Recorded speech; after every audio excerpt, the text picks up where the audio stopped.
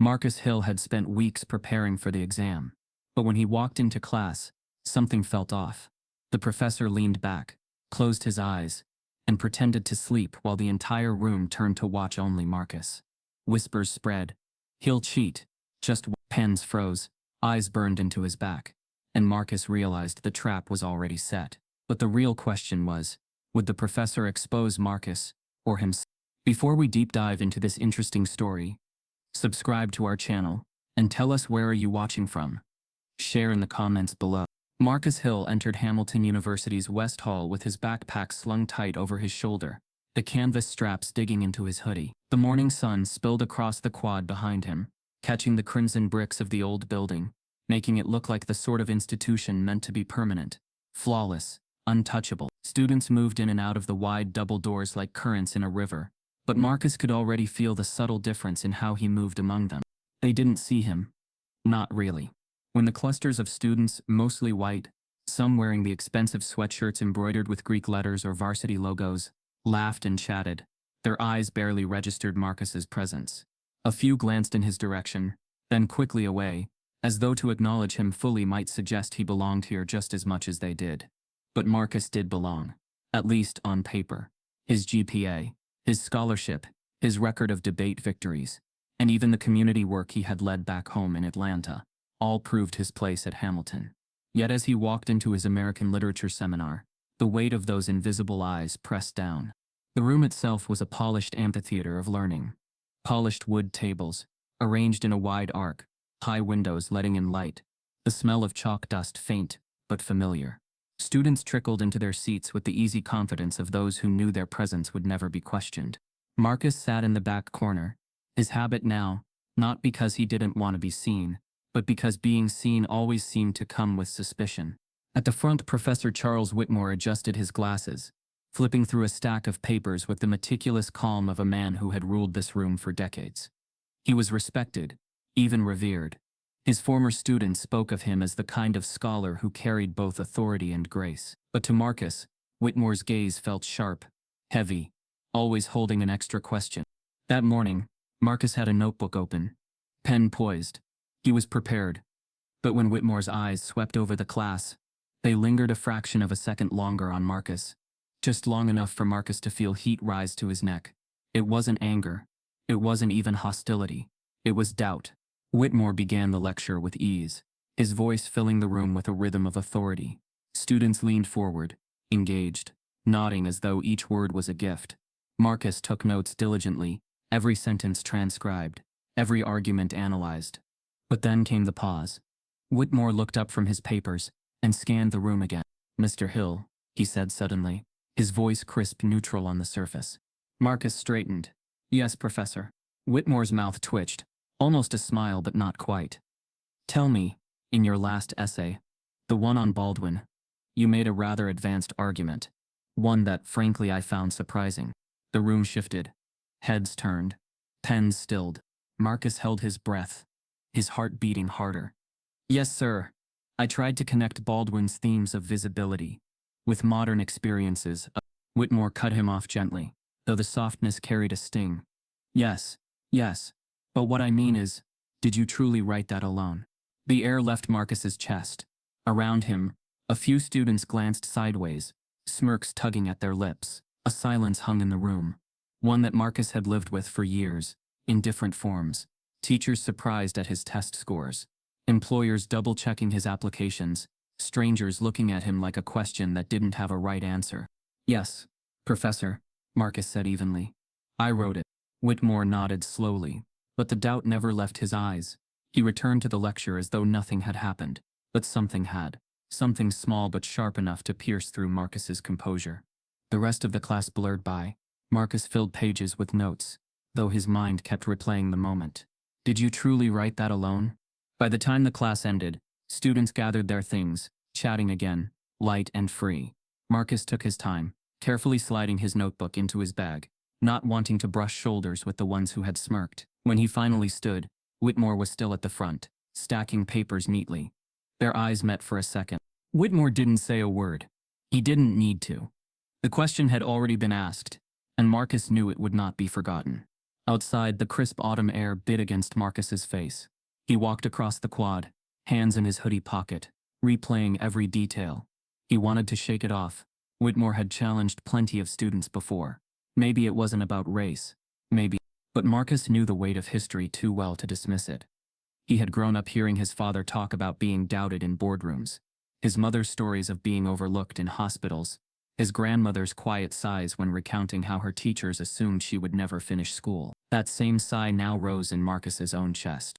Meanwhile, back inside the lecture hall, Professor Whitmore lingered longer than usual. He adjusted his glasses again, staring at the stack of exams waiting to be graded. Marcus Hill's name was written on one of them. Whitmore tapped the paper, thoughtful. For all his reputation, Whitmore carried his own doubts. He had always prided himself on spotting plagiarism, on maintaining the academic integrity of Hamilton University. But with Marcus, something unsettled him. Whitmore whispered under his breath, almost to himself, "Too polished, too precise. That boy writes like someone twice his age." It wasn't meant as praise. It was suspicion clothed in curiosity. And so, in that quiet classroom, Whitmore began to hatch a plan. A plan he believed would prove whether Marcus Hill was the genuine scholar he claimed to be, or merely another student hiding behind stolen words. He leaned back in his chair, eyes narrowing, already imagining the setup.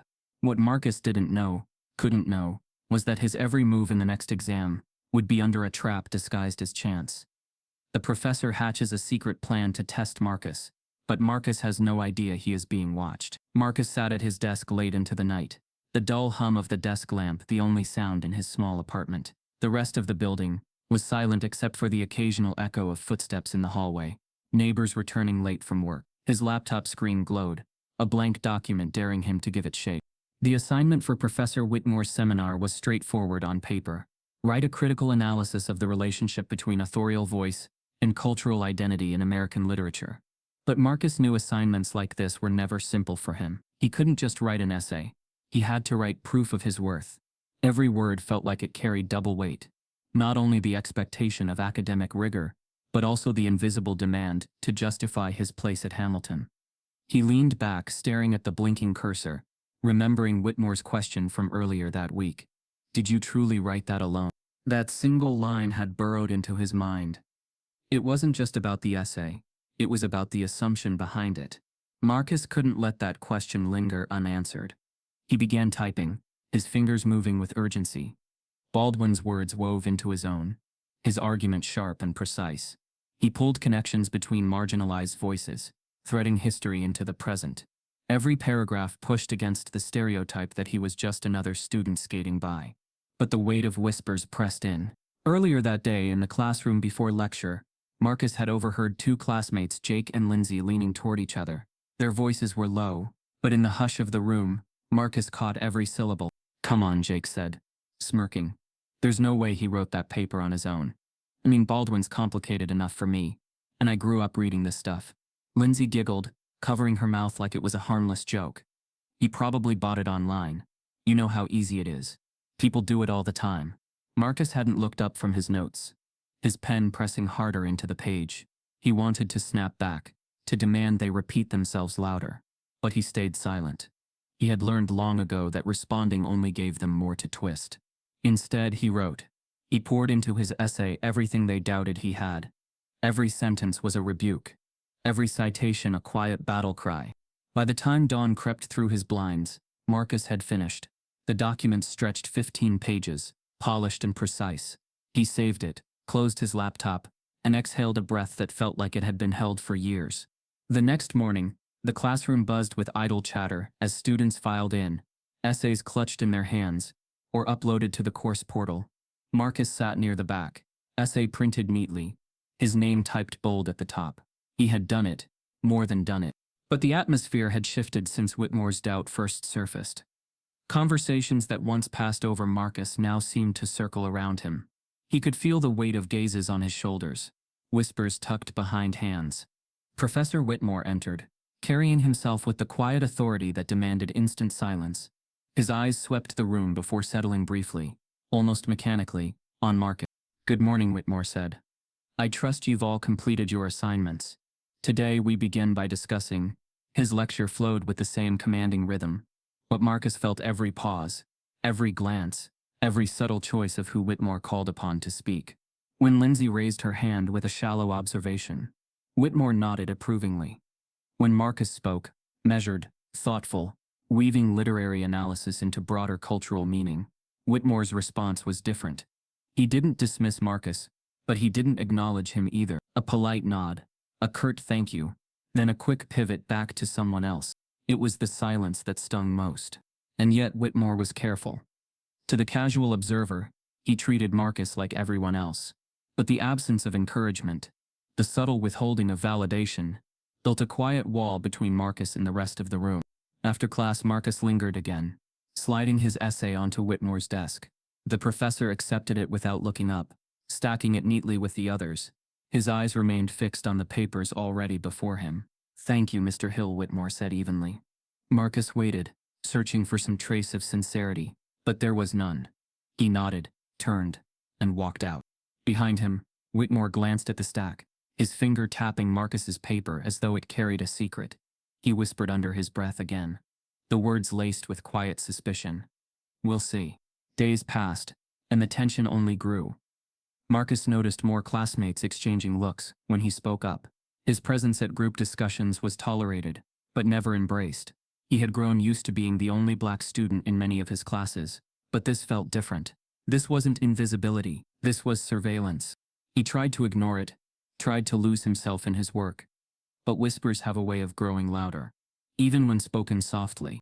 One afternoon in the library, Marcus caught sight of Jake again. He was leaning against the wall with another student, smirking as he nodded in Marcus's direction. "Man, if Whitmore doesn't catch him, I'll be shocked. Guy's probably been cheating his whole life." Marcus's chest tightened. He gripped his books tighter, forcing himself past them without a word. Meanwhile, in the quiet of his office, Professor Whitmore's plan took shape. The suspicion in his mind had grown roots. He told himself it wasn't personal, that he was only protecting academic integrity. But deep inside there was something more, a discomfort, an unease at seeing Marcus succeed so fully in a space where Whitmore had unconsciously decided he did not belong. Whitmore stared at the upcoming schedule. The midterm exam loomed. An opportunity.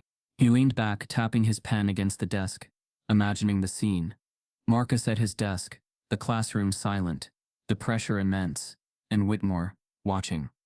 Or rather not watching. If Marcus thought no one was paying attention, would he slip? Would the truth reveal itself? The plan felt clever, justified even. Whitmore convinced himself it was fairness, an experiment to confirm or disprove his doubts. But beneath that logic was bias, the silent belief that Marcus had something to prove simply because of who he was. Whitmore adjusted his glasses, the corners of his mouth tightening into something between a frown and a smile. "This exam," he whispered, "will tell me everything I need to know." Marcus, unaware of the scheme, sat in his apartment again that night, reading over his notes, determined to stay ready. He told himself that if he just worked harder, wrote better, proved more, the whispers would fade. But the silence growing around him wasn't an accident. It was a design, carefully fed by doubt. And somewhere, in the shadows of authority, his professor was preparing to spring the cruelest test yet. The professor decides to stage an exam, unlike any other, where Marcus's honesty will be placed under a hidden trap. The morning of the exam arrived heavy with silence. Rain had slicked the cobblestones outside Hamilton University, turning the walkways into gleaming black mirrors. Students hurried across campus, their umbrellas bobbing like small shields against the cold drizzle. Inside West Hall, though, the air was stiflingly warm. The familiar lecture room smelled of paper, damp coats, and anxiety. Marcus Hill walked in with his notes folded neatly inside his backpack. His face was calm, almost too calm, though inside his chest his heartbeat echoed like a warning drum. He had studied for weeks. Every margin of his notebook was filled, every possible essay outline rehearsed, every passage committed to memory. He wasn't afraid of the test. He was afraid of what came with it. He chose his usual seat in the back row. His classmates filed in around him, some yawning, some whispering, some smirking. He caught Jake's eyes for a fleeting second. Jake leaned toward Lindsay and muttered something Marcus couldn't hear. She stifled a laugh. Marcus lowered his gaze. Professor Charles Whitmore entered last, carrying a folder tucked under his arm, his glasses perched at the tip of his nose. His reputation followed him into the room. Strict, brilliant, immovable. The sound of chairs squeaking stopped almost instantly as he set the folder down on the desk at the front. "Good morning," Whitmore said, his voice deep and even. "Today's exam will test not only your comprehension but also your ability to synthesize ideas across texts. You've had time. I expect effort." He handed the stack of papers to the front row, who began passing them back. As the sheets reached Marcus, he felt the tension coil inside him. He placed the exam on his desk and glanced at the first page. His heart eased slightly. The questions were tough, but fair, at least on paper. "All right," Whitmore said, adjusting his glasses. "Begin." A hush fell. The only sounds were the frantic scratching of pens, the rustle of papers being turned, the occasional cough. Marcus bent forward, pen in hand, and began to write. For the first 20 minutes, he was steady. The essay flowed from him, each idea stitched carefully to the next. He cited passages, wove in arguments, let his thoughts unfurl in precise, practiced lines. He barely noticed the room around him, until he did. It was subtle at first. The weight of eyes. He lifted his head briefly. Across the row, Jake wasn't bent over his own paper. He was watching Marcus. Not openly, not enough for Whitmore to notice, but enough for Marcus to feel it. Lindsay, too, darted glances in his direction, then quickly scribbled something on her page. Marcus forced his focus back onto the exam. He told himself it was nothing. Paranoia. But then he saw movement at the front of the room. Professor Whitmore leaned back in his chair. Slowly, deliberately. At first Marcus thought he was stretching, but then Whitmore's eyelids began to droop. His head tilted slightly to the side. His hands folded loosely across his lap. To anyone else, it might have looked like fatigue, the ordinary weariness of an aging professor. But Marcus noticed the timing, the slowness, the performance. Was he pretending? Marcus's stomach twisted. His pen hovered above the page. The silence of the room grew unbearable, thick like fog. The professor's breathing deepened, almost theatrically, his chest rising and falling in exaggerated rhythm. A murmur spread through the students. It wasn't spoken outright, but Marcus felt it. They knew. They were waiting. Marcus tried to steady his hand, tried to keep writing, but every line of his essay now felt written under surveillance, though the eyes supposedly watching him were closed. The trap was invisible, but suffocating. Jake leaned forward suddenly, his pen dropping loudly on the desk. The sound made Marcus flinch. A smirk crept across Jake's face as he leaned closer to Lindsay and whispered, "Watch. Any second now." Lindsay's laugh was muffled, but audible enough. Marcus's chest burned. His jaw tightened. He wanted to turn to confront them, to shout that he had nothing to hide. But what would that prove? Anger would only become confirmation in their eyes. He pressed his pen back to the paper and kept writing. Sentence by sentence, idea by idea. At the front, Whitmore's head lolled slightly to the side, as though he had drifted deeper into slumber. But his hand twitched once, subtle and telling. Marcus noticed it. He wasn't truly asleep. Marcus's mind raced. If he looked up too often, they'd say he was scanning for answers. If he wrote too quickly, they'd say it was rehearsed. If he hesitated, they'd say he was waiting to copy. Every movement of his body, every breath felt like evidence against him. It wasn't a test of literature anymore. It was a test of existence. The minutes crawled. Around him, students scribbled with varying speeds.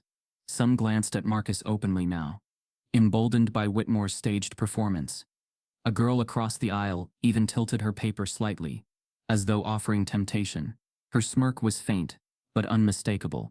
Marcus's throat tightened. He bent lower over his desk, blocking the view of his own page with his arm. His handwriting wavered slightly, but he refused to stop. This was his essay. His mind. His words. For a brief moment, Marcus's determination steadied him. He thought of his grandmother's voice, telling him, "You don't need their permission to be brilliant." He pressed forward, his paragraphs building into something undeniable. But then, an unexpected twist. The door to the classroom creaked open. A late student slipped in, hurriedly apologizing. The sudden noise stirred Whitmore. His eyes flickered open, just for a second, and in that second, Marcus saw it. Whitmore's gaze darting directly to him, before the professor's head drooped again into false sleep. It was confirmation. This wasn't fatigue. It was surveillance. A trap dressed as slumber. Marcus's chest sank. He was no longer paranoid. He was being tested. Publicly. Cruelly. And the entire room knew it. Time ticked on. The rain outside beat softly against the high windows. Pens scratched. Papers turned. But for Marcus, every sound blurred into a single pulse. Don't falter, don't falter, don't falter. He wrote with precision, but his hands trembled. Every line was a battle against the silence, the whispers, the staged performance of a man who should have been guiding him, not baiting him. At the front, Professor Whitmore leaned back further in his chair, exhaling slowly, his eyes fully closed now. The performance was complete. The professor leans back, closes his eyes, and pretends to drift into sleep, the whole class watching Marcus. The silence in the classroom was alive, swollen with something heavier than concentration. Students hunched over their papers, pens scratching furiously. But Marcus Hill could feel it. The rhythm wasn't natural. Their movements were stiff, mechanical. He could sense glances darting, breaths caught mid-inhale. He tried to shake the thought. Focus, he told himself. Just focus. But the unease pressed in harder. Professor Whitmore's head had drooped in that exaggerated way, his chest rising and falling like the steady pendulum of a clock. From the corner of his eye, Marcus saw the slight flutter of his hand, the calculated slump of his shoulders. It wasn't rest. It was performance. Marcus's pen slid across the page anyway. He wrote carefully, his arguments sharp, citations exact. But with every sentence, the tension in the room seemed to thicken, as though invisible wires were stretched around him. Why were his classmates so restless? Why did he feel their eyes burning into him, instead of into their own exams? He risked a glance up. Jake was staring openly now, leaning back in his chair as though the exam wasn't worth his time. His lips curved into something sly, his eyes narrow with expectation. When he caught Marcus's gaze, he didn't look away. He smirked, then leaned toward Lindsay. She's not watching him. No one is, Jake whispered, his voice just low enough to sound conspiratorial, just loud enough for Marcus to hear. Lindsay stifled a laugh, covering her mouth with her sleeve, then bent over her exam again. Marcus's stomach clenched. His pen scratched harder against the paper, pressing so deep the ink began to blot. He bent lower over the desk, shielding his work with his arm, not out of dishonesty but out of defense. The minutes dragged. The atmosphere was suffocating. To Marcus, every sound carried accusation. The cough from across the aisle, the squeak of a chair, the shuffle of a page. They weren't random anymore. They were markers of attention, signals that eyes were on him. It wasn't paranoia. It was design. Marcus thought back to the whispers in the hallway, the smirks exchanged before class, Whitmore's cutting question, "Did you truly write that alone?" All of it had been building to this. At the front of the room, Whitmore's head drooped further. His glasses slid slightly down his nose, but his lips twitched almost imperceptibly, as though suppressing a smile. To the rest of the class, it was a spectacle. The professor, asleep during an exam, unheard of, absurd. But to Marcus, it was worse. It was entrapment. The professor wasn't just watching for dishonesty. He was daring Marcus to prove he was dishonest. Marcus's pen slowed. His mind swam between fear and defiance. If he wrote too quickly, they'd say he prepared answers in advance. If he paused too long, they'd say he was searching for something to copy. Even the natural act of lifting his eyes to think became dangerous. He lowered his gaze again, forcing himself to the page. Words tumbled out, uneven but determined. "Psst," Jake hissed suddenly, his voice a dagger in the silence. Marcus ignored him. "Hey Hill," Jake whispered again, louder this time, his grin spreading as Lindsay shot him a warning glance. "You gonna ask for help or what? No one's watching you." A ripple of quiet chuckles spread, quickly smothered but not gone. Marcus's chest tightened. His throat burned. He wanted to stand, to demand Whitmore open his eyes and end this charade. But he knew with a bone-deep certainty, that any outburst from him would be used as proof of his guilt, not his innocence. So he stayed still, silent, writing. Whitmore's slumber stretched on. Every few minutes his head tilted to the other side, as though he were sinking deeper into a nap. But Marcus caught it. Every time the professor adjusted slightly, his gaze flicked across the room, landing, even if only for a second, on Marcus. Marcus pressed harder on his pen, his knuckles whitening. "I see you," he thought. You think I don't, but I do. The pressure mounted until it became unbearable. Marcus's back ached from leaning so close to his paper, his hand cramped from writing under the weight of invisible judgment. He had always been resilient. He had grown up pushing past the doubts of teachers, neighbors, even extended family who didn't believe in his dreams. But this was different. This wasn't just about him. This was about the assumptions stitched into every smirk, every whisper, every false breath from Whitmore, that a young black man could not possibly be brilliant without deceit. It was the old story dressed in academic robes. An unexpected twist came suddenly. The girl across the aisle, Erin, quiet, pale, always polite, in group work, shifted her exam so that it tilted slightly toward Marcus. Her movements were casual, deliberate, as though stretching, but her eyes flicked sideways, her lips twitching with amusement. Marcus's heart dropped. She was baiting him. If he looked up even once, even by accident, it would look like he had been tempted. And someone, Jake, Lindsay, maybe even Erin herself, would be ready to say they saw him do it. Marcus shut his eyes briefly, then forced himself back to his own paper. He didn't need their answers. He never had. The minutes bled into each other. The scratching of pens grew frantic as the exam time waned. Marcus wrote until his hand trembled, until the ink smudged beneath his fingers. He wanted the words to be undeniable, to stand as evidence against every suspicion. But no matter how hard he wrote, he couldn't shake the feeling of being watched. He lifted his head once more, needing to stretch the ache from his neck. His eyes swept the room quickly, desperate for a second of relief. And that's when he saw it. Jake leaning back in his chair, his paper half finished, his smirk wide and cruel. Lindsay leaning close, her hand cupped over her mouth, the whisper between them. The shared laugh. It wasn't just amusement. It was expectation. They weren't waiting for Marcus to finish his exam. They were waiting for him to fail. Marcus looks up to find a student smirking, whispering to another, as if waiting for him to fail. The bell signaling the end of the exam rang out like a release valve. Chairs scraped back, pens dropped with clatters, and students exhaled, in collective relief. Papers rustled as they were gathered, hands stretching forward in lazy rhythm. Marcus Hill put down his pen slowly, flexing his cramped fingers. Sweat clung to his palms, though the classroom wasn't hot. He slid his paper into the stack, making its way toward the front, careful not to crinkle the edges. For the first time in hours, he allowed himself a breath of relief. He had survived it, at least the test itself. But survival was not the same as safety. He could still feel the stares, the smirks, the quiet tension that had wrapped around him all exam long. When he glanced up, Jake's grin hadn't faded. Lindsay still leaned toward him, whispering something Marcus couldn't hear, and Whitmore, still in his performative slumber, stirred just as the last papers landed on his desk. The professor sat up with surprising energy, glasses pushed back into place as though he had simply decided to rejoin the world. His gaze swept the room, his expression unreadable. "Time is up," Whitmore said, his tone neutral. "Thank you, everyone.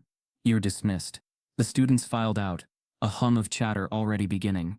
But Marcus heard it, low, sharp, unmistakable. He looked at her paper. "I swear I saw it." Professor Whitmore was watching. "He knows." The words slithered through the crowd, gaining weight with every repetition. Marcus froze mid-step. His stomach dropped. "What?" Outside the lecture hall, the whispers spread faster than he could keep up. A pair of students by the stairwell leaned together, glancing at him as he passed. "I heard he copied half his essay." "Really? Whitmore caught him?" "That's what people are saying. He'll probably get suspended." Marcus's throat tightened. He pushed past them, his footsteps quickening. His relief had lasted less than 2 minutes. Now it was replaced with a sick churn in his chest. He wanted to shout, to demand who had started it, to ask if anyone had even been watching him closely enough to know the truth. But the logic twisted against him. If he defended himself too strongly, it would sound like guilt. If he stayed quiet, it would look like fear. He was trapped. That evening, Marcus sat in his apartment, the rain still pattering against the window. His phone buzzed endlessly with notifications from classmates' group chats. He didn't open them, but the previews on his screen were enough. He's done for. Whitmore saw everything. Told you he was cheating. His hands trembled as he scrolled. It was astonishing, terrifying, how quickly a rumor had hardened into certainty. The professor hadn't said a single word, hadn't even broken his charade of sleep. But in the absence of truth, suggestion had become reality. Marcus leaned back, staring at the ceiling.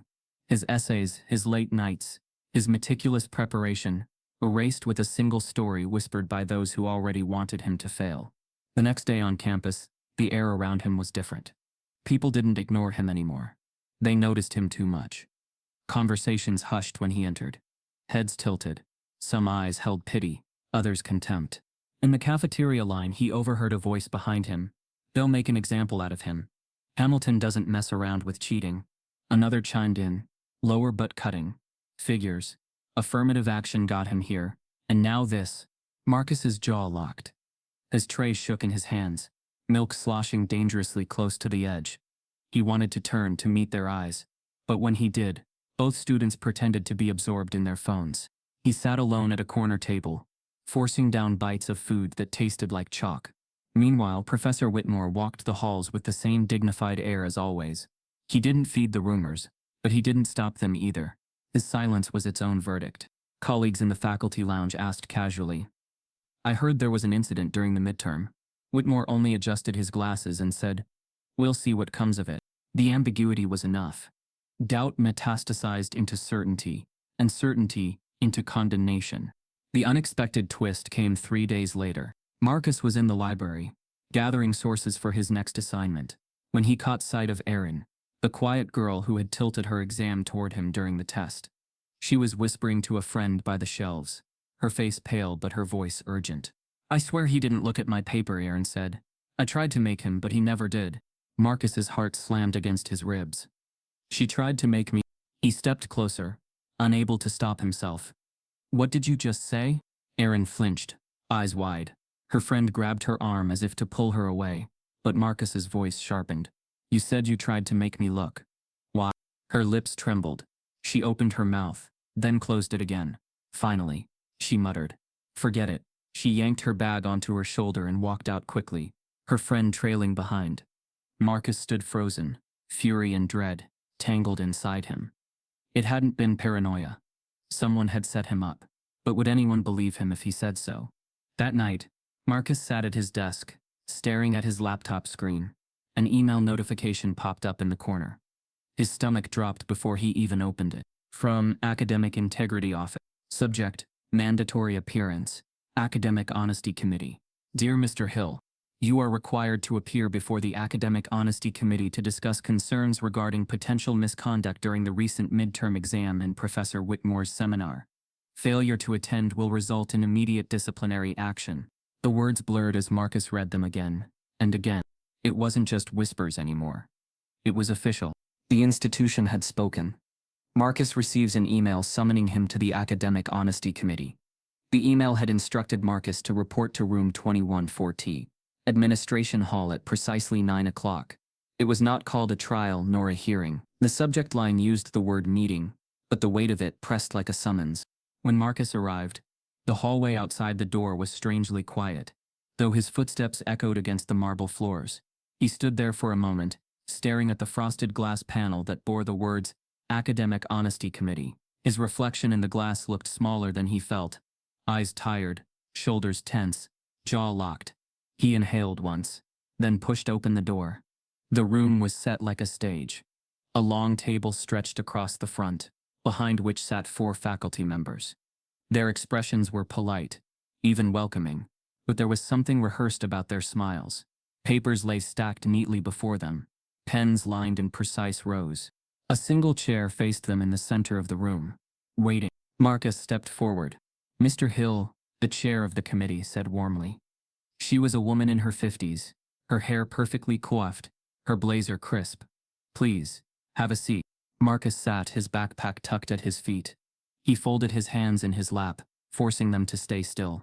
The chair introduced the others around the table: Professor Allen from the History Department, Dr. Chang from Chemistry, and Ms. Radcliffe, an Associate Dean.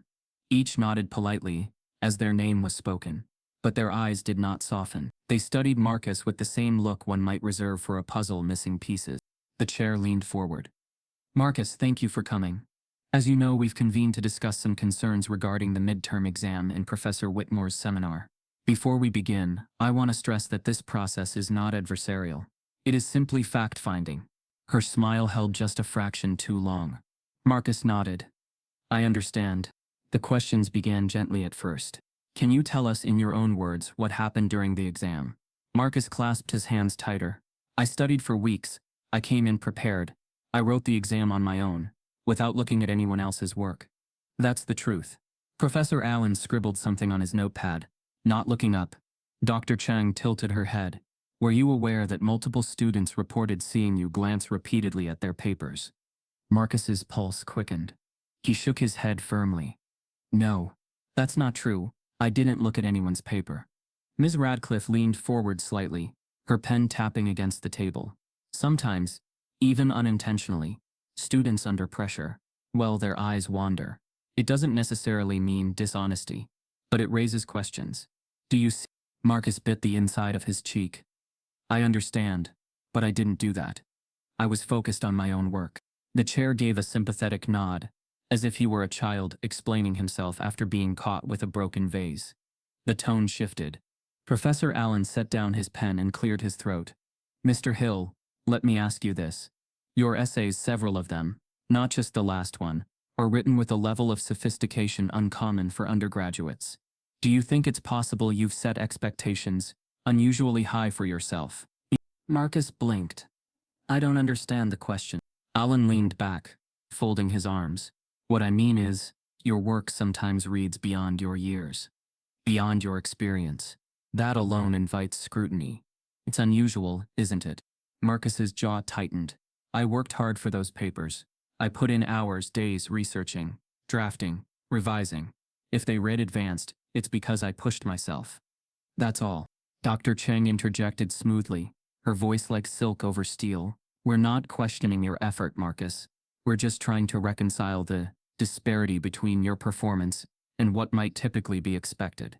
The words hung in the air like smoke. What might typically be expected? Marcus swallowed hard. He knew what they meant. The questioning continued. Did you prepare answers beforehand? Did you have access to other students' work?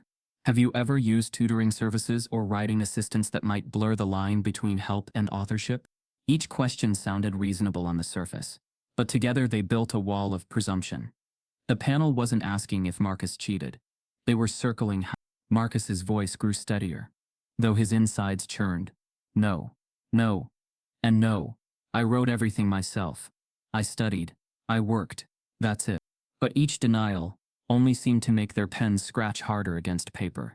At one point, Marcus dared to ask, why am I here really? Professor Whitmore pretended to fall asleep during the exam. He wasn't watching me. He couldn't have seen anything. The room shifted at that. Miss Radcliffe's smile thinned. The chair adjusted the papers before her, avoiding his gaze. Dr. Chang raised an eyebrow. Pretended?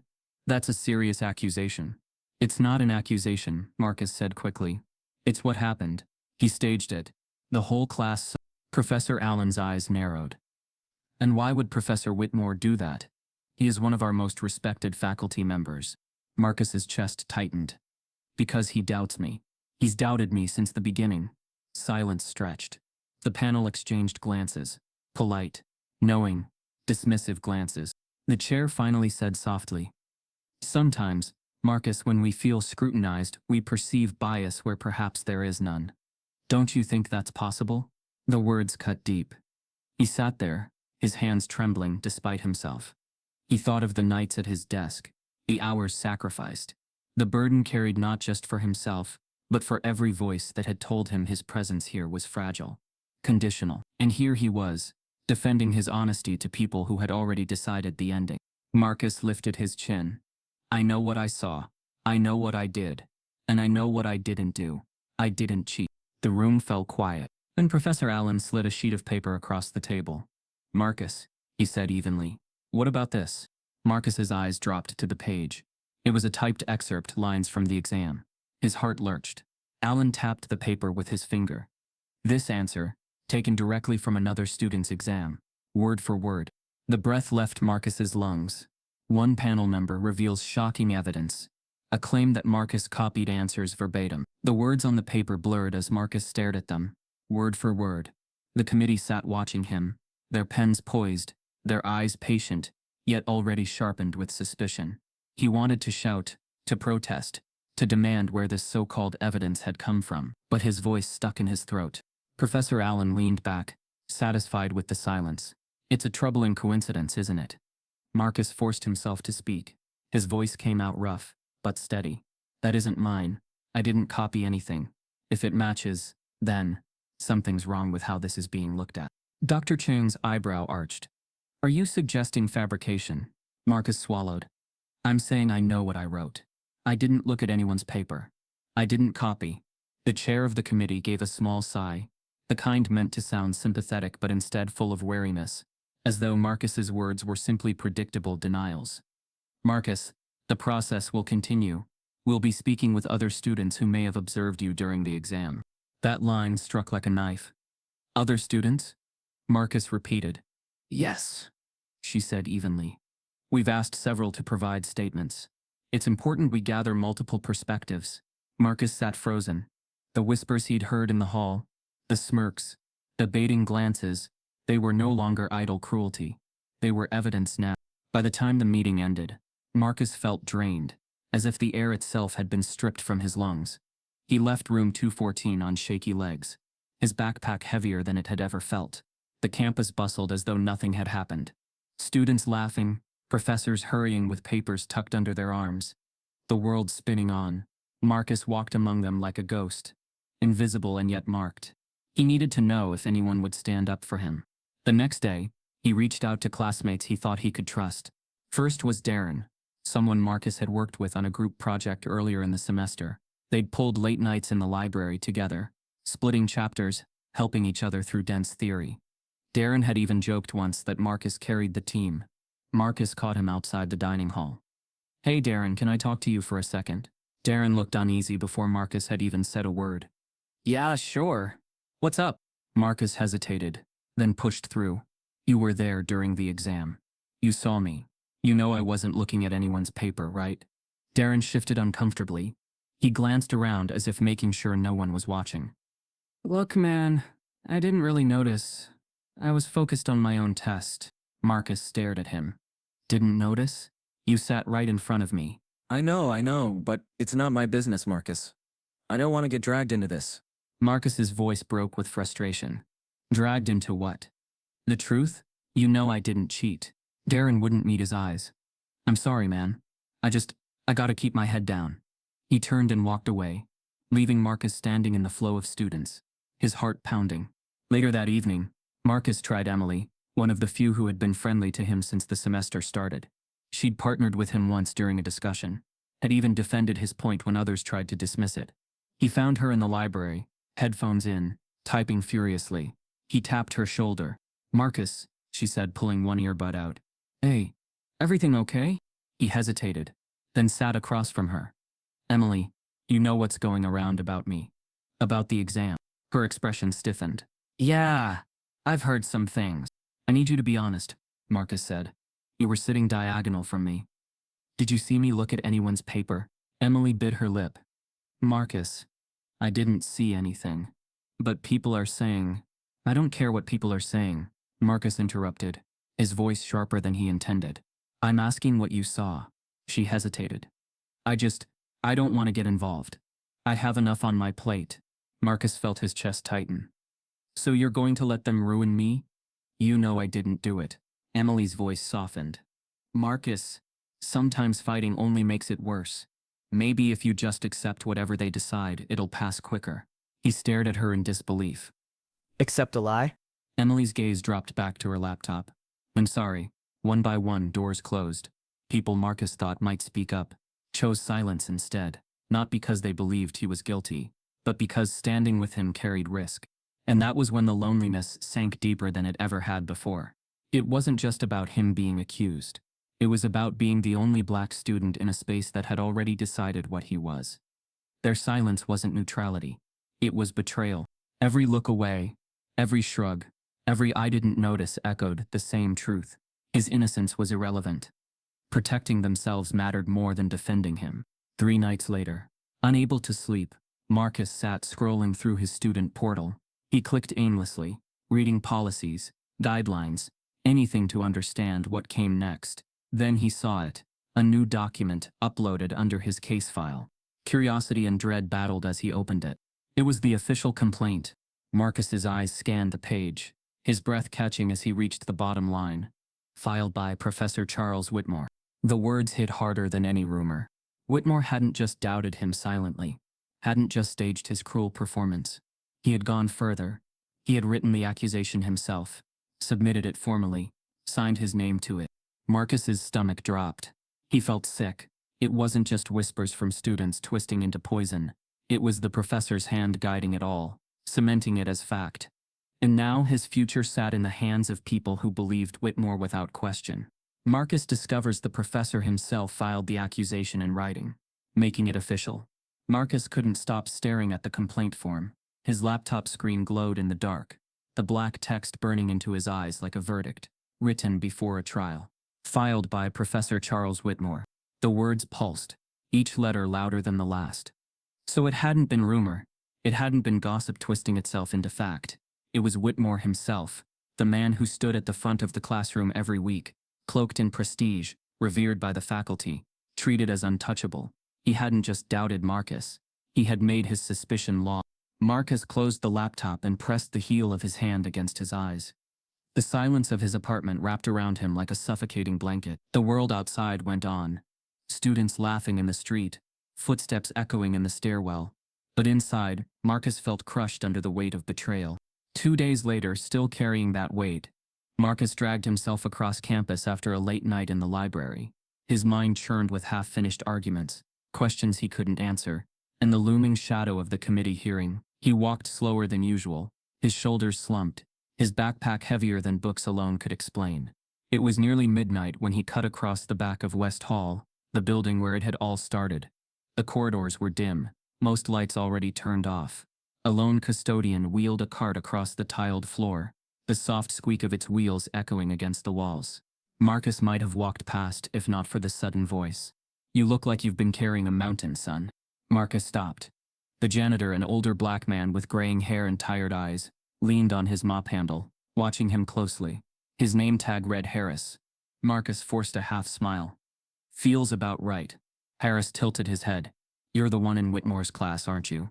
The one they're saying cheated." Marcus stiffened. Even here, even at midnight, the rumors reached him.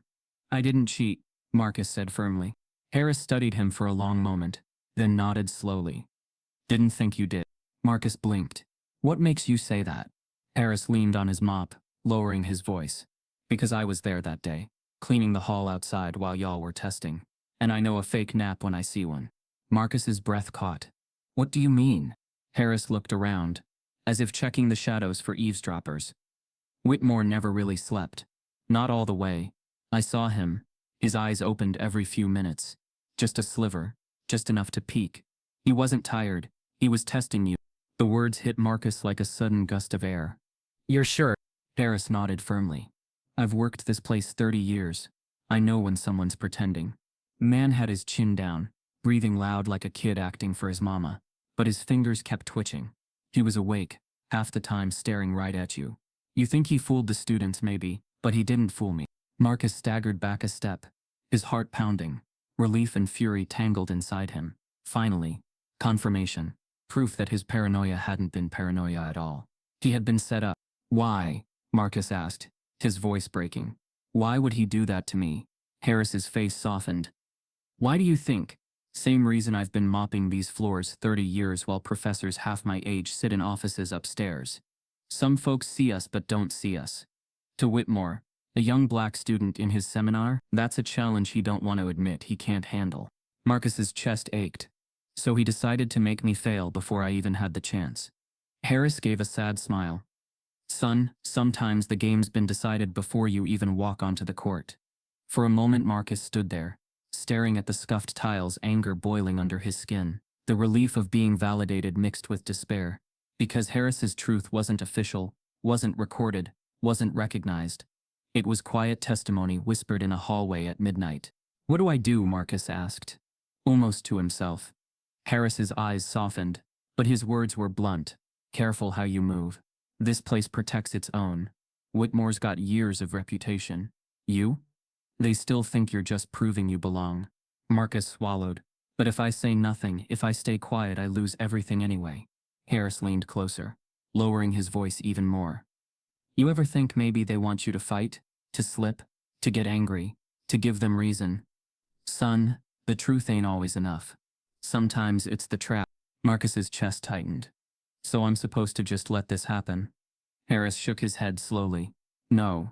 You stand tall, but you pick your moment, and you make sure when you speak, it's loud enough they can't ignore it. The two men stood in the dim hallway, silence stretching between them. Marcus felt the building itself pressing down on him, the centuries of portraits hanging in its halls, faces that looked nothing like his, legacies that whispered of who belonged and who didn't. For the first time in days, he felt something close to hope. Fragile, yes, but real. Someone else had seen. Someone else had noticed. He wasn't crazy. He wasn't alone. He met Harris's gaze. Thank you. Harris gave a small nod. Don't thank me yet. Just be smart. That night, lying in bed, Marcus couldn't sleep. Harris's words replayed in his head. He wasn't tired. He was testing you. The confirmation lit a fire in him. But with it came a dangerous question. If he exposed Whitmore, if he told the committee the professor had staged the exam, that he had targeted Marcus deliberately, would they listen, or would they twist it into another accusation? Say Marcus was slandering a respected faculty member to save himself. His pulse pounded against his temples. He could almost hear their voices already. Respected professor, distinguished career, who are we supposed to believe? The choice clawed at him. Stay silent and be condemned. Speak out and risk being destroyed. Marcus considers exposing the professor, but doing so could cost him his place in school. Marcus walked into Hamilton University's Office of Student Affairs, with a folder pressed tightly against his chest. Inside were his notes, printouts of policies, and a shaky outline of what he intended to say. He had spent the night rehearsing his words in front of his bathroom mirror, each sentence honed to balance anger with control, truth with caution. But as he stepped into the polished lobby, with its gleaming wood paneling and framed photographs of smiling graduates, a chill ran through him. The building radiated permanence, authority, and unshakable loyalty to its own image. He wasn't sure if his truth could even find air here. At the reception desk, a secretary glanced up. Name? Marcus Hill. I have an appointment. She clicked through her computer, then gave him a polite but perfunctory smile. Take a seat. Someone will be with you shortly. Marcus sat in the waiting area, the leather chair swallowing him whole. Students walked by, their footsteps echoing on the tile, their laughter sharp against his silence. On the wall, a gold plaque bore the university's motto Veritas et Honor, truth and honor. The irony cut into him. Finally, a door opened, and Dean Leland, a middle-aged man in a tailored suit, gestured him in. His office was cavernous, lined with shelves of books and awards. The window behind him framed the campus, like a postcard. Mr. Hill, Leland said smoothly, extending a hand. Please sit. Marcus shook his hand briefly, and sat across from the imposing desk. Leland smiled as though to put him at ease, but his eyes remained calculating. Now I understand you wanted to file a concern regarding Professor Whitmore. Yes, Marcus said, his voice steady. He placed the folder on the desk, sliding it forward. I need to report misconduct. During the midterm exam, Professor Whitmore pretended to fall asleep. He wasn't tired, he was staging it, testing me. I've since spoken with someone who confirmed it. He targeted me deliberately. Leland didn't even glance at the folder. He leaned back, folding his hands together. Pretended to fall asleep? Yes, Marcus insisted. He created a situation where the entire class watched me. It was a trap, and now I'm being accused of cheating when I did nothing wrong. The dean gave a small chuckle, shaking his head. Marcus, I think you may be misinterpreting the situation. Marcus felt his chest tighten. Misinterpreting? He filed the complaint himself. His signature is on it. That doesn't mean it wasn't justified, Leland said calmly. Professor Whitmore has served this institution for over 30 years. His reputation for integrity is impeccable. I find it very difficult to believe he would act in the manner you're describing. Marcus leaned forward, his voice trembling with anger. So his reputation matters more than the truth? Leland's smile stiffened. It's not about reputation. It's about credibility. And in matters like this, we must weigh whose account carries more weight. Do you see? Marcus's heart pounded. So mine carries none. The dean's silence was answer enough. Marcus tried again, forcing his voice into calm precision. There was a witness, a janitor. He saw Whitmore open his eyes during the exam. He saw him pretending. Leland's expression remained unchanged. With all due respect, Marcus, we cannot rely on the word of non-academic staff in such matters. Their role here is different. The word stung like acid.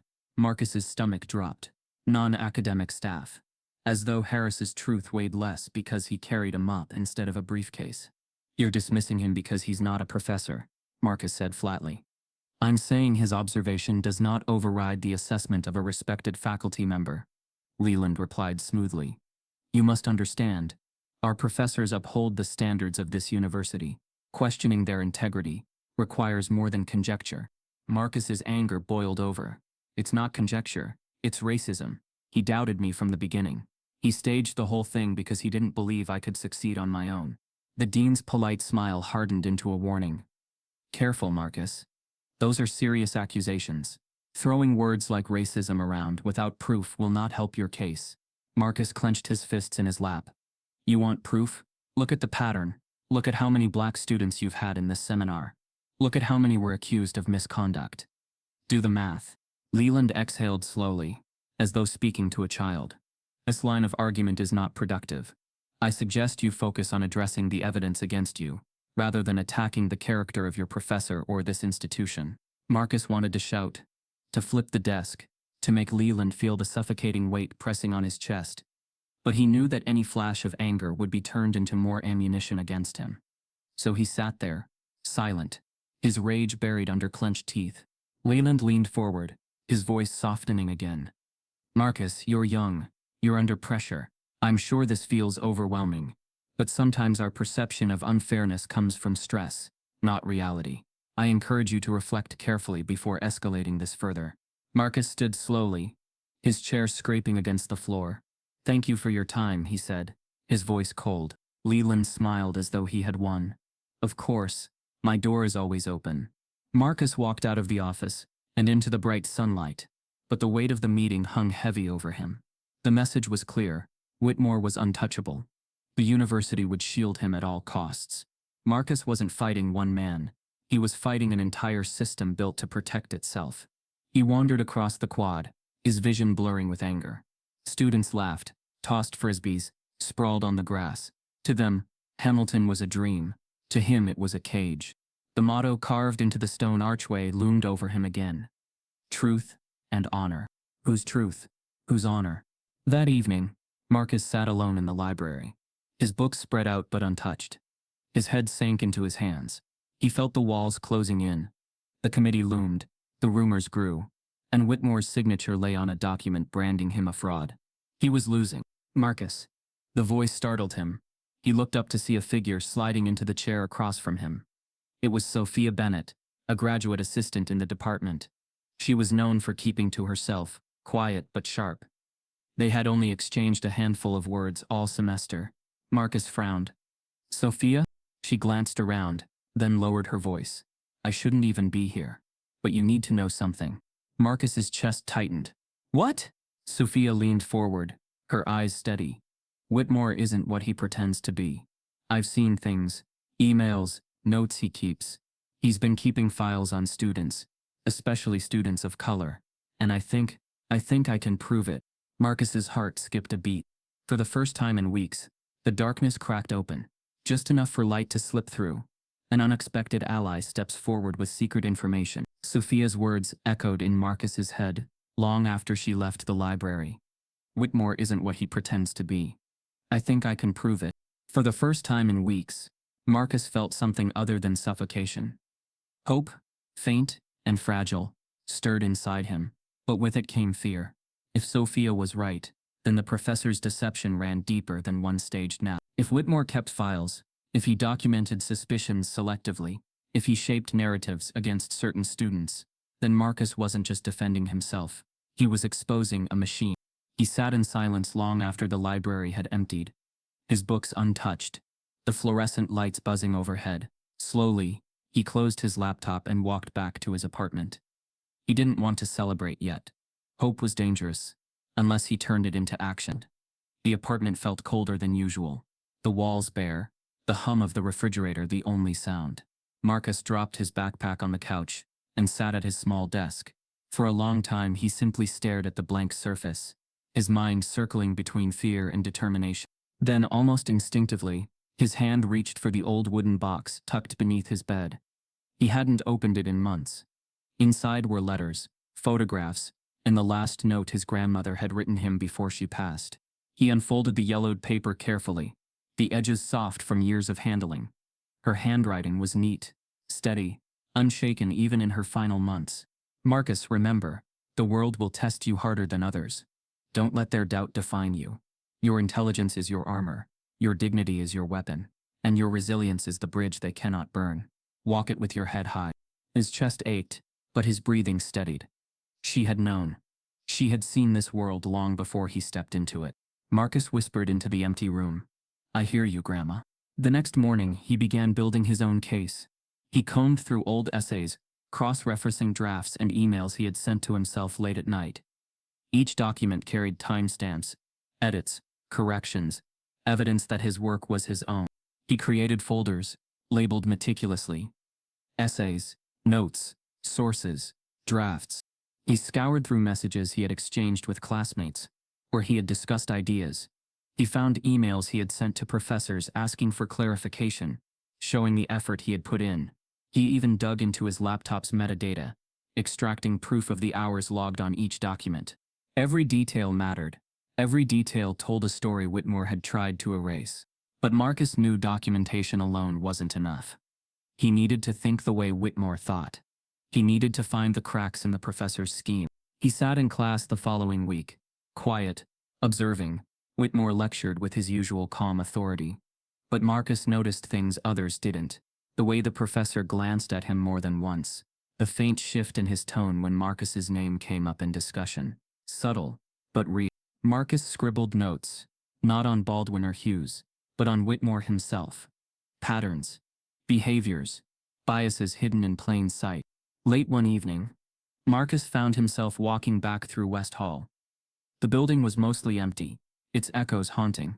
He stopped outside the exam room, staring at the rows of desks. His chest tightened, memories of that suffocating day flooding back. Then he noticed something he hadn't before. Mounted in the corner of the ceiling, almost hidden by the molding, was a small black dome, a surveillance camera.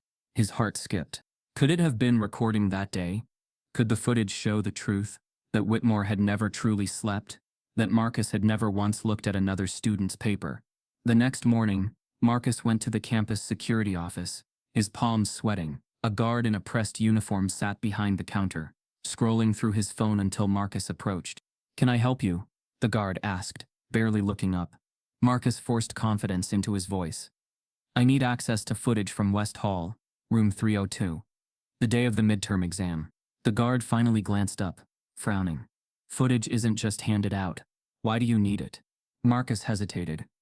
It's part of an academic case. I was accused of something I didn't do. The camera in that room might prove it. The guard raised an eyebrow. Academic stuff goes through administration. I can't just give a student footage. Marcus's chest sank. But before he could respond, the guard leaned back, lowering his voice slightly. Look, those cameras? They're mostly for vandalism, or emergencies. Faculty don't like us poking around unless there's a real incident. But if you file a formal request, maybe. Marcus clenched his fists. And who approves that request? Dean's office, the guard said simply. Marcus felt his stomach drop. Back to the same gatekeepers who had already dismissed him, already told him his perception was overreacting. That night, Marcus paced his apartment. The footage could be the one undeniable truth. But getting it meant going back into the very system designed to shut him down. He thought of Harris's words. Sometimes the truth ain't enough. Sometimes it's the trap. But his grandmother's voice echoed louder. Your intelligence is your armor. Your dignity is your weapon. He wasn't ready to give up. Marcus returned to his laptop, drafting the formal request for footage. He worded it carefully, citing policy, referencing the university's own guidelines on student rights and due process. He printed it, signed it, and slid it into a folder. His hands shook as he looked at the folder. This wasn't just paper. It was his fight, his future, His name. The following day, Marcus walked into the dean's office again, folder in hand. The secretary raised an eyebrow as he placed it on the desk. "I need this submitted formally," Marcus said. His voice was calm but firm. The secretary flipped through the pages, then sighed. "I'll make sure it gets to Dean Leland." Marcus nodded, forcing himself to walk away, his steps steady even though his heart raced. Hours later, back in his apartment, Marcus sat staring at his phone, waiting. His email refreshed again and again. Nothing. Finally, at nearly midnight, his laptop chimed. A new message appeared in his inbox. He opened it, his breath catching. The request had been received. The footage existed, but approval for release was still under review. Marcus closed his eyes. It wasn't victory, not yet. But it was the first undeniable crack in Whitmore's scheme. Somewhere in that black dome on the ceiling, the truth was waiting. Marcus uncovers a flaw in the professor's scheme, a surveillance camera that caught everything. The email confirming the footage existed had kept Marcus awake for 2 nights. He lay in bed, staring at the glow of his laptop, replaying the moment he saw the words "footage available, pending review." He felt both relief and dread. Relief that the truth was real, captured, undeniable. Dread, because he knew what would come next. The university would do everything possible to bury it. Still, Marcus couldn't let the fear win. He thought of his grandmother's words again. "Your intelligence is your armor. Your dignity is your weapon." He repeated them silently until they became a rhythm strong enough to steady his hands. By the 3rd morning, he received the call. The dean's office wanted him to come in. Marcus sat across from Dean Leland again, but this time a monitor glowed on the desk between them. The black dome in West Hall had done its work. The footage was there. Leland adjusted his glasses, his expression carefully neutral. "Marcus," Leland began, his voice smooth. "We reviewed your request and we've obtained the recording from the exam. I thought it best to let you view it with us." Marcus nodded, his chest tight. "Thank you." A staff member clicked play. The screen showed the familiar rows of desks, the midterm exam in progress. Students bent over papers, pens scratching. Marcus's own figure appeared in the corner, hunched, writing. His eyes locked on the professor. There was Whitmore, head tilted, chest rising and falling dramatically, eyes fluttering open for brief moments, then closing again. It was exactly as Harris had said. "Pretend sleep." Marcus's breath caught. "There," Marcus said, pointing. "You see that? He's not asleep. He's watching me. He staged the whole thing." Dean Leland leaned closer, peering at the screen. "It's difficult to say. Perhaps he shifted in his sleep." "No," Marcus said firmly. "Watch again." The staff member replayed the segment. Once, twice. Each time Whitmore's eyes opened just a sliver, then closed again, his hand twitching as if conscious of the act. "It's right there," Marcus insisted. His voice rose with urgency. "This proves he wasn't asleep. He was testing me, targeting me." Dean Leland exhaled slowly, his expression calm, practiced. "Marcus, I see what you're pointing to. But this isn't conclusive." A man shifting in his chair, opening his eyes briefly. "That doesn't prove misconduct. It doesn't prove intent." Marcus's chest burned. "Intent?" He filed the complaint. "He accused me. How is this not proof?" Leland's tone softened, patronizing. "Evidence must be clear, Marcus. What you're asking us to believe is that a respected professor deliberately staged an elaborate performance to entrap you. That's a serious claim. And this video," he gestured at the screen, "it's open to interpretation." Marcus leaned forward, his hands gripping the edge of the desk. "So you'll twist anything to protect him, even when the truth is right in front of you?" Leland shook his head. "We are protecting the integrity of the institution. That means ensuring every claim is backed by more than perception." "Perception?" Marcus's voice cracked. "This is reality." He wasn't asleep. The silence that followed felt suffocating.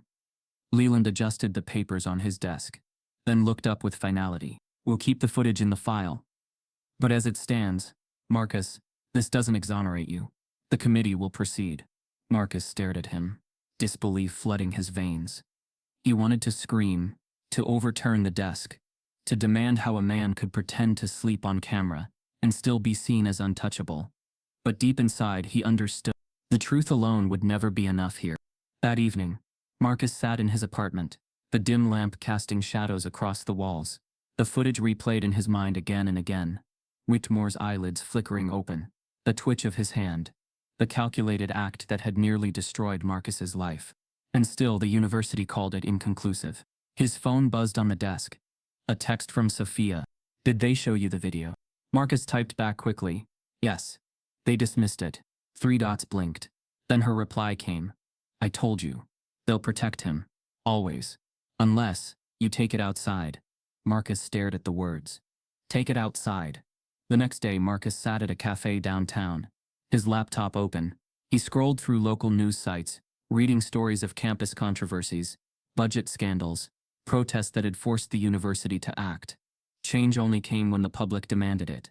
His cursor hovered over the contact form of a journalist he remembered from one of those stories.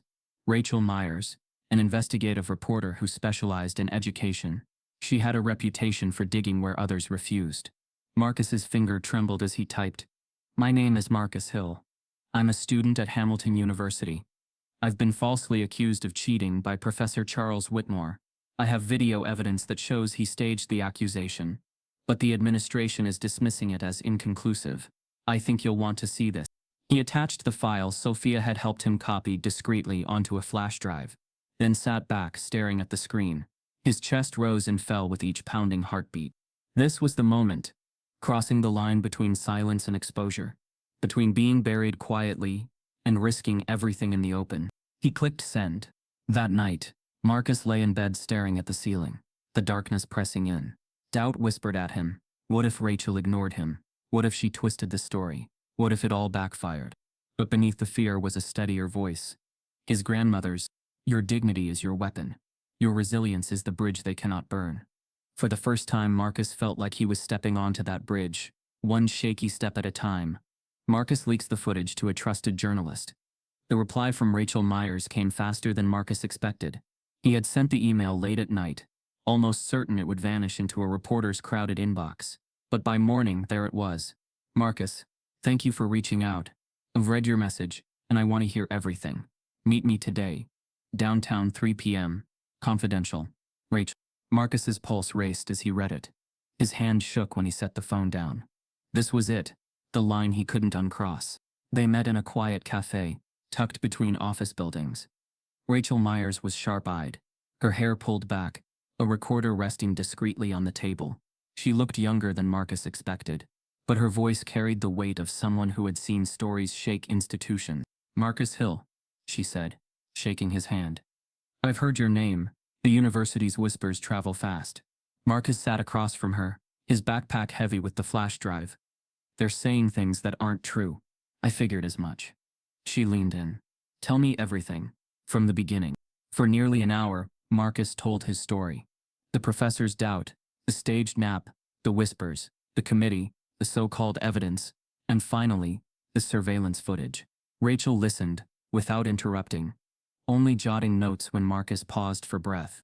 When he slid the flash drive across the table, her fingers lingered on it as though she already felt its weight.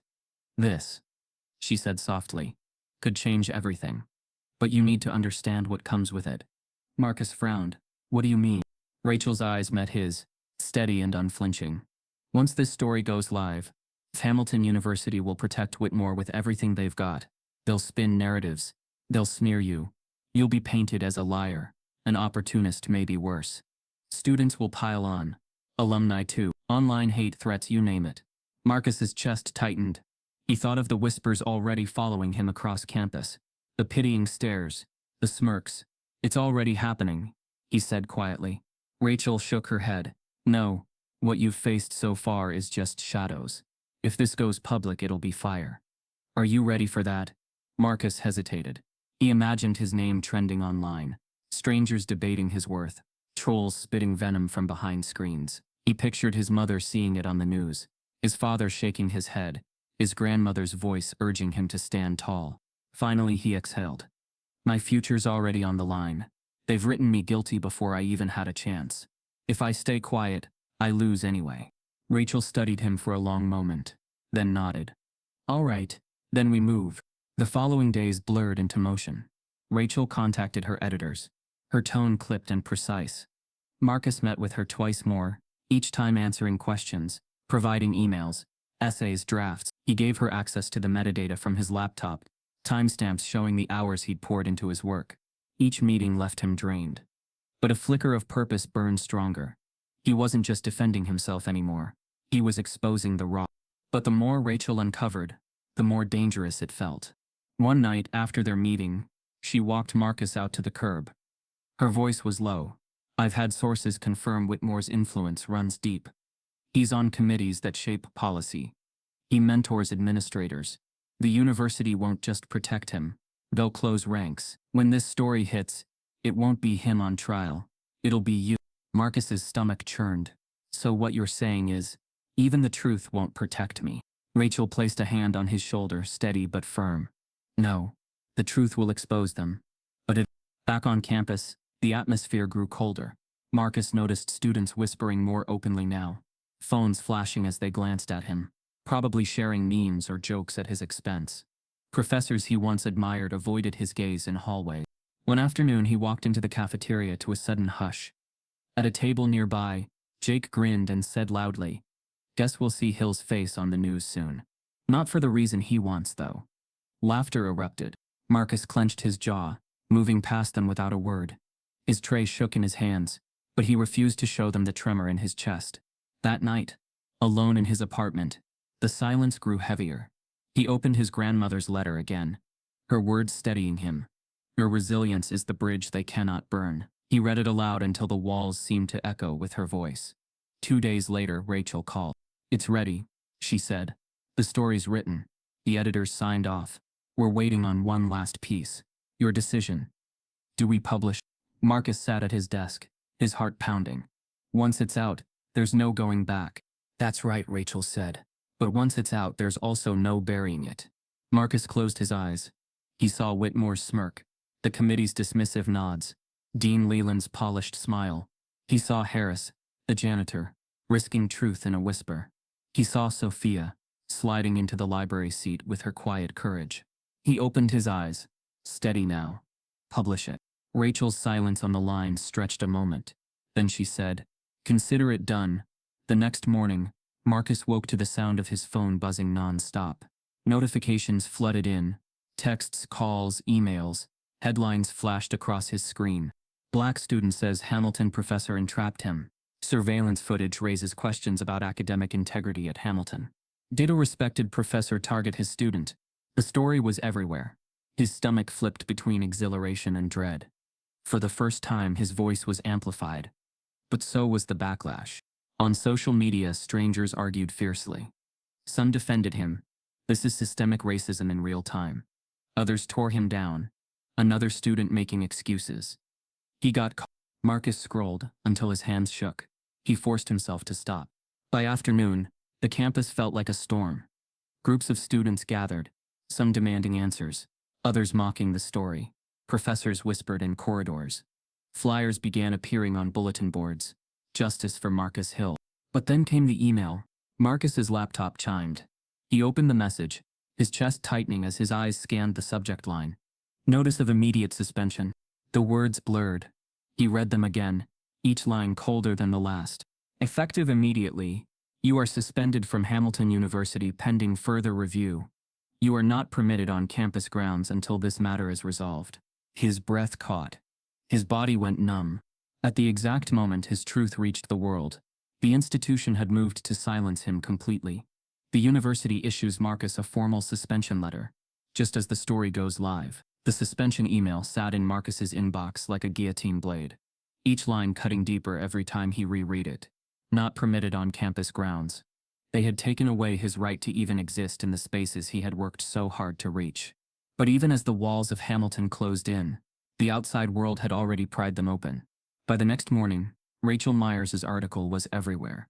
Screens lit up with the headline, "Black student framed by sleeping professor?" Surveillance footage raises questions at Hamilton University. The story spread like wildfire, carried across social media, shared in group chats, dissected in forums. By noon, Marcus's name had trended nationally. On Twitter, posts flew in both directions. "This is what systemic racism looks like. They'd rather destroy a young man's future than admit bias." If this story is true, Hamilton University has blood on its hands. But others bit back with venom. Another cheater playing the race card. He got caught and now he's blaming the professor. Classic deflection. Marcus scrolled through the noise in disbelief. Strangers who knew nothing of him, nothing of his grandmother's letters, his sleepless nights, the ink stains on his fingers, argued over his worth as if he were a debate topic, not a human being. His phone buzzed with text from unknown numbers, some offering support, others dripping with hate. Stay strong, Marcus. You inspire us. Liar. Fraud. Drop out already. Meanwhile, television networks picked up the story. Anchors leaned toward cameras with practiced solemnity. Tonight we're asking, did a prestigious university professor deliberately entrap one of his students? The footage suggests he might have staged a test to prove misconduct, and the university's response is raising questions. Clips of Marcus from Rachel's interview appeared on screen. His voice, shaky but determined, echoed across living rooms nationwide. I didn't cheat. He staged it. I'm fighting for my name, for my future. Marcus sat in his apartment watching it unfold, his heart pounding. It was surreal, almost out of body. His private pain had become public spectacle. The university responded swiftly, issuing a carefully worded statement. Hamilton University stands by the integrity of its faculty. We are aware of allegations made by Marcus Hill, a suspended student. At this time, we caution against drawing conclusions from incomplete information. The statement said nothing about Whitmore, nothing about the footage, nothing about truth.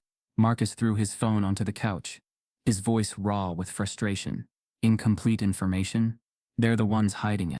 But the silence from Hamilton only fueled the fire. Activists seized the moment. Student groups began posting demands online, calling for accountability, for Whitmore's resignation, for Marcus's reinstatement. By the second day, hashtags dominated timelines. Justice for Marcus, Hamilton accountability, and academic racism. Celebrities chimed in, lending their platforms.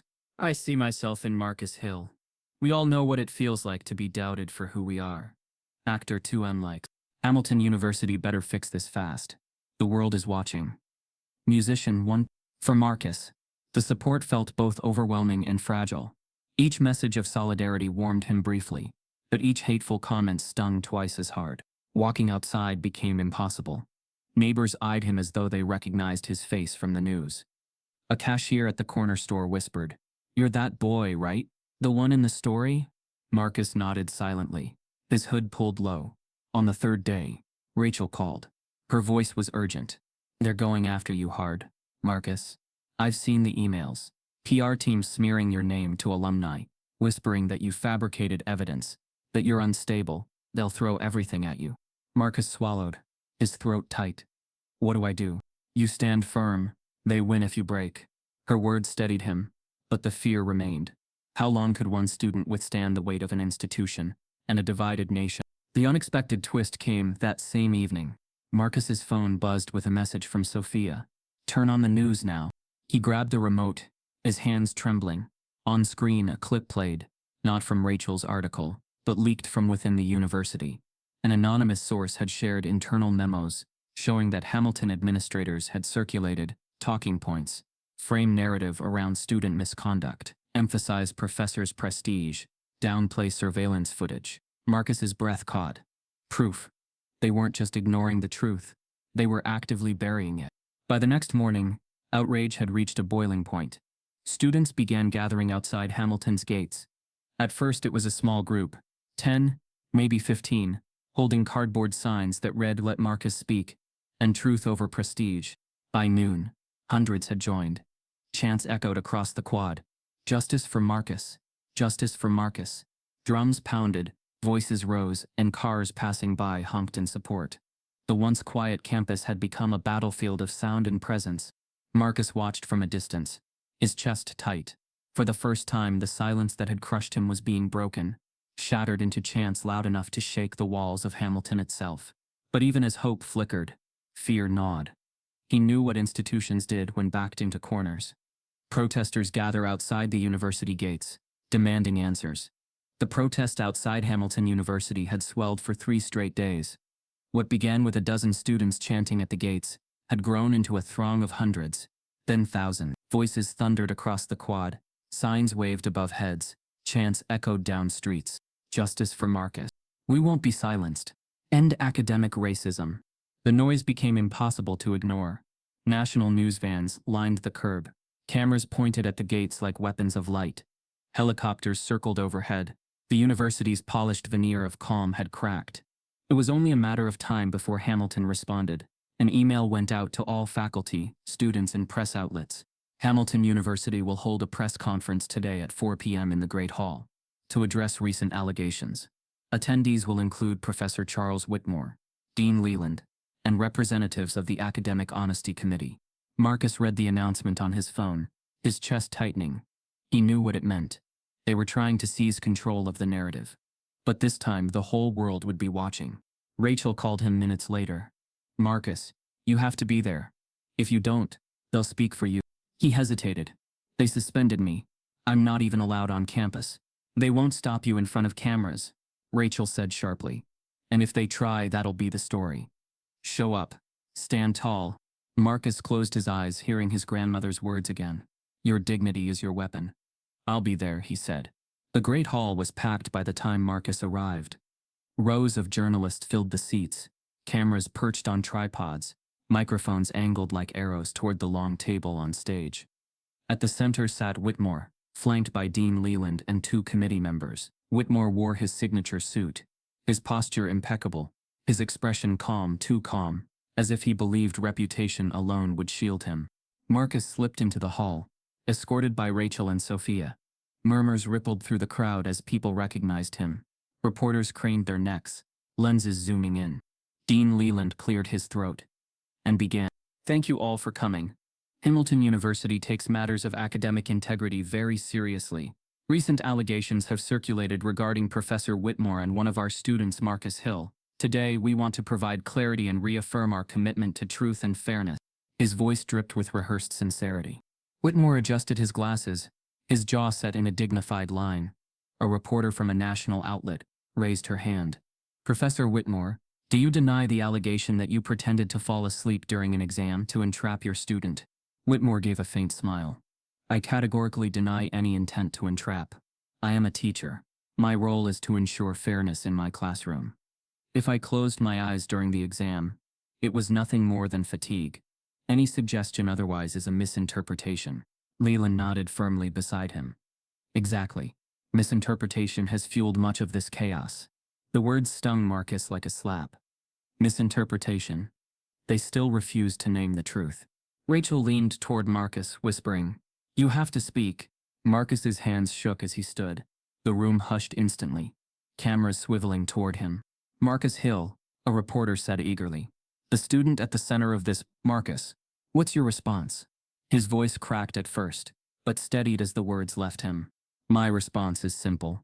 I didn't cheat. I studied for weeks, poured everything into that exam. What Professor Whitmore did wasn't fatigue. It was theater. He staged a performance to make me look dishonest, and the university knew it." Gasps rippled. Reporters scribbled furiously. Whitmore's jaw tightened, but his voice remained smooth. "Marcus, I sympathize with your feelings. But to suggest that I, after decades of honorable service, staged such an act, is not only insulting, it's absurd." Marcus met his gaze, refusing to look away. "Then why did you file the complaint yourself? Why did you put my name on that document?" The question landed heavy. A murmur spread through the hall. Dean Leland quickly interjected, his voice firm. "The professor acted in accordance with procedure. Any suspicions of misconduct must be documented. This was not personal. It was policy." Rachel shot Marcus a glance, nodding slightly. "Push harder." Marcus stepped forward, his voice louder now. "Policy doesn't explain why students laughed at me during the exam. It doesn't explain why classmates whispered, waiting for me to fail. It doesn't explain why your surveillance cameras caught Professor Whitmore opening his eyes over and over, pretending to be asleep." The hall erupted. Reporters shouted questions, cameras flashed wildly. For the first time, Whitmore's composure faltered. His face flushed. He adjusted his glasses again, but his hands trembled slightly. A journalist shouted above the noise, "Professor, were you awake during the exam? Yes or no?" Whitmore opened his mouth, closed it, then forced a smile. "As I said, any movement was unconscious. I may have shifted. Nothing more." "Then why did your eyes open multiple times?" Another reporter pressed. Whitmore's voice cracked faintly. I don't recall the details. Marcus felt his pulse quicken. He could see it, the cracks forming. The professor wasn't untouchable anymore. The unexpected twist came when Sophia, seated quietly near the back, suddenly stood. Her voice rang out, clear and unwavering. I've seen his files. He keeps notes on students, especially black students. He documents them differently. I've worked in his office. I know what I saw. The hall exploded. Reporters surged forward, demanding answers. Leland pounded the table, shouting, "That is an unfounded claim. Sit down immediately." But the damage was done. The silence that had once protected Whitmore now drowned him. Under the glare of lights, with cameras capturing every twitch of his face, Whitmore stammered, I keep notes on all students. It's standard practice." A journalist cut in. "Then why do the allegations say you singled out students of color? Do you deny that?" Whitmore's lips parted. For a moment, no words came. Then, in a slip that hung heavy in the air, he muttered, "Some students need closer monitoring." The hall froze. Every camera caught it. Every microphone recorded it. Marcus felt his breath catch. The professor had said it out loud. The professor stumbles under questioning, and a shocking admission slips out. The silence in the great hall after Whitmore's slip was deafening. His words, "Some students need closer monitoring," hung in the air like smoke after a gunshot. The reporters pounced instantly, voices overlapping. "Professor, what do you mean by that? Are you admitting racial bias in your classroom? Do you believe black students require different treatment?" Whitmore's face drained of color. He tried to backpedal, stammering, I didn't mean," but the damage was irreversible. The cameras had captured every syllable. The world had heard the quiet prejudice he'd spent decades concealing behind dignity and reputation. Dean Leland leaned toward the microphone, his composure cracking. "This press conference is concluded," he said sharply, but no one moved. Reporters shouted over him, flashing bulbs exploding across the room like lightning. Marcus stood still, heart pounding, his breath unsteady. For the first time since this nightmare began, the weight didn't rest solely on his shoulders. The truth had been dragged into the light, and it wasn't his word against Whitmore's anymore. It was Whitmore's own confession. By the next morning, headlines across the country blared the professor's words. Hamilton professor admits some students need closer monitoring. Sleeping professor, waking prejudice. Marcus Hill vindicated as bias exposed. Television commentators dissected every angle. Advocacy groups called for sweeping reforms. Alumni threatened to withdraw donations unless the university acted. The reputation Hamilton had fought so hard to shield was now bleeding under public scrutiny. Within 48 hours, the university released a statement. Hamilton University condemns the comments made by Professor Charles Whitmore. Effective immediately, Professor Whitmore has been placed on administrative leave, pending termination proceedings. We deeply regret the pain caused to Marcus Hill and reaffirm our commitment to equity and fairness. For Marcus, reading those words felt surreal. He had dreamed of vindication, yet when it finally came, it didn't taste sweet. It was bitter, because it had taken public humiliation, cameras, and national outrage for the truth to matter. Not his voice, not Harris's quiet testimony, not the evidence he painstakingly gathered. Only spectacle. Rachel met him the same evening, her expression solemn. "You did it," she said. Marcus shook his head. "No. They did it to themselves. You stood up when it mattered," she pressed. "Don't downplay that." He met her eyes. "But think about it. What if I hadn't leaked the footage? What if Sophia hadn't spoken up? What if Whitmore hadn't slipped? They were ready to bury me. They already suspended me. They were going to let him win." Rachel didn't answer. She didn't need to. They both knew he was right. Back on campus, Marcus's suspension was quietly lifted. Another email arrived, this one markedly different from the cold language of before. "Marcus Hill has been reinstated as a full student in good standing. We recognize the challenges he has faced and commit to supporting his continued education." The apology felt sterile, stripped of humanity.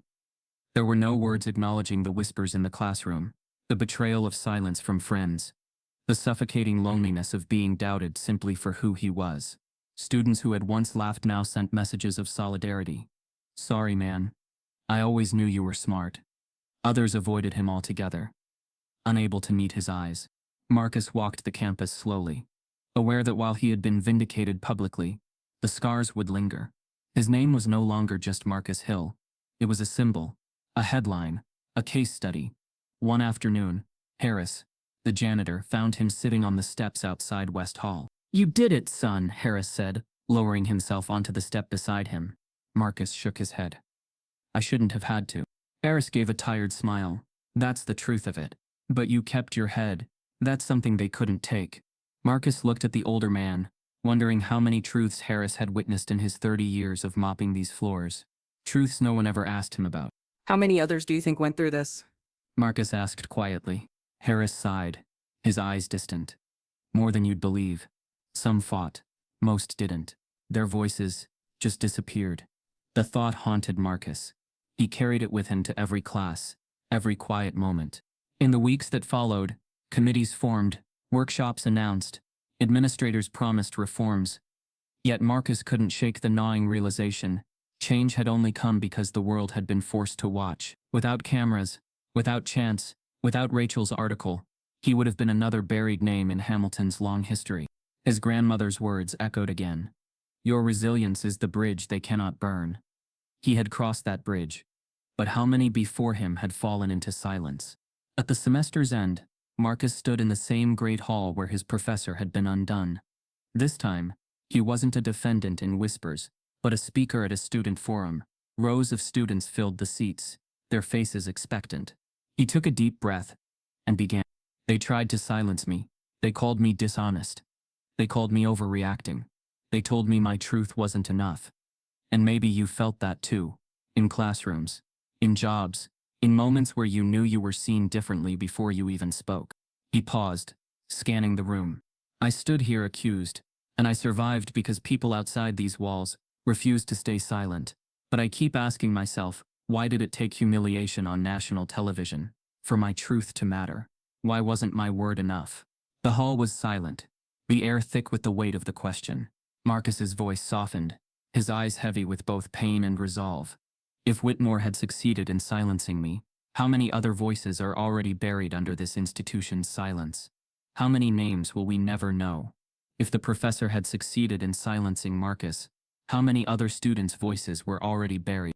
Stories like Marcus's aren't rare, they're just rarely heard. If you believe no student should have to fight this hard just to be believed, type yes in the comments. And if this broke your heart, subscribe so more voices like his are never silenced.